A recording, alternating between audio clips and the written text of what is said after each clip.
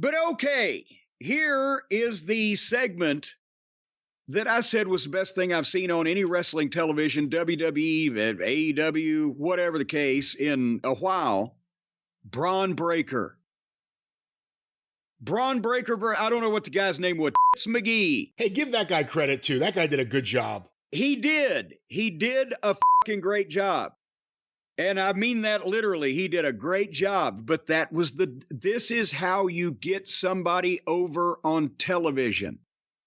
And you've got to have you got to have the piece of talent to do it, but you've also got to make it important and make it stand out. So Bron makes his entrance, and he looks like $1 million. And he's pissed that he wasn't in the King of the Ring tournament. They've been telling this. He's been telling Adam Pearce, you should put me in that fucking tournament. And he's pissed that he was the 6th, draft pick. And I'm pissed at least. He was the 6th draft pick, and Carmelo Hayes was number 3, which makes no sense of what they've got here and what they're doing with him. But anyway, as soon as the match hasn't even started, and Bron's not even looking at the guy. He's in the corner and he's talking to himself, but the microphone can pick it up. And he's shaking his head and he said, first, I'm not in the King of the Ring. And now this, like as if it's this fucking guy. I'm wrestling a flunky. And you see it on his face, and you see him going through the emotions. And then he gets pissed and turns around and spears Tits McGee out of his goddamn boots. And throws him over the top rope and hits him with a spear on the floor. And he's making the facials in between. And then he fucking pulls him in by the fucking hair like a dead body, and the referee waves it off, says he can't continue, and rings the bell, and the fans boo, and Bron gets pissed and makes a pissed face again. And as the referee's helping the guy up, he hits the ropes and spears the guy to the referee's arms and tries to use the stairs on him, and the agents come out and the referees, and he grabs a chair and caves the guy's head in on the stairs with one shot. I see how they did it, but it looked fucking beautiful. And that's all one shot. And the guy's dead. And they're bringing the stretcher out.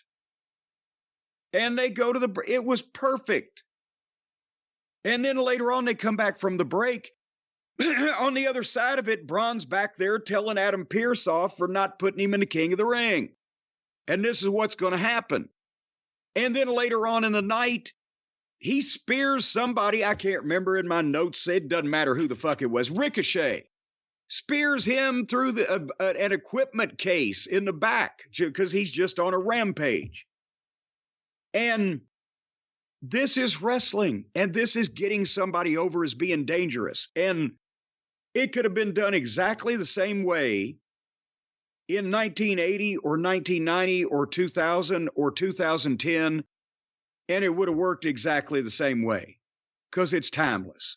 I have seen the future of wrestling, and it is Bron Breakker.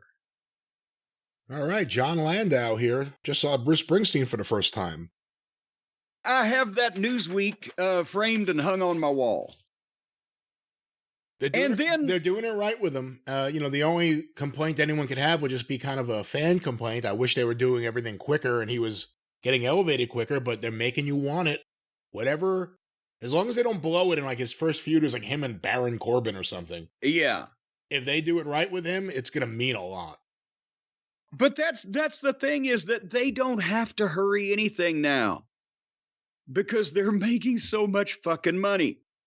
And also, this was another raw observation that people were saying on Twitter, the AEW, well, they didn't fill a 20,000 seat building up either.